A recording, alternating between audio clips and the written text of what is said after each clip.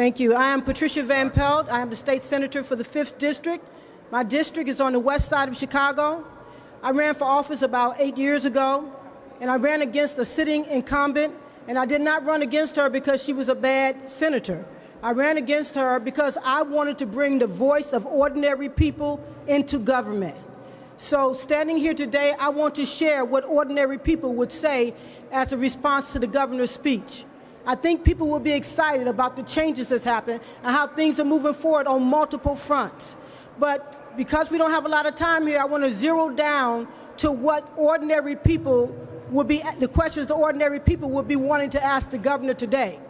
And that is, number one, if unemployment is at the lowest record in the history of this state, why is it that African-American males aged 20 to 24 are unemployed at a 45% rate? 45% of African-American males aged 20 to 24 are unemployed in Illinois.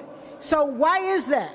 And also they would ask, why is it that we're spending $1.5 billion in the Department of Corrections to correct people who are done wrong, but yet when they come home, they haven't been corrected?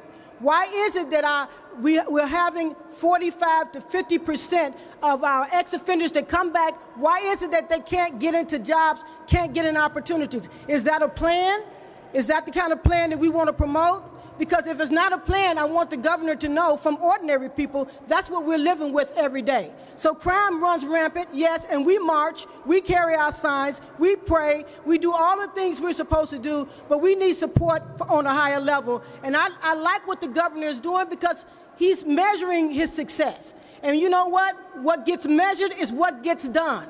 But from ordinary people, we would say to you today, Mr. Governor, stop measuring us. Because when you measure us, you're going to see where all the problems that are in this state are stemming from. They're stemming from injustice, unfairness, discrimination, and just outright arrogance against the people. So I want to say to the governor, the first place that we can start to improve conditions in our community from a person from the community is to start with the institutional racism that we see running rampant through the Department of Corrections, Department of Human Services, all these different departments and agencies, Department of Natural Resources is running rampant. And if he starts measuring that, we'll see some significant change.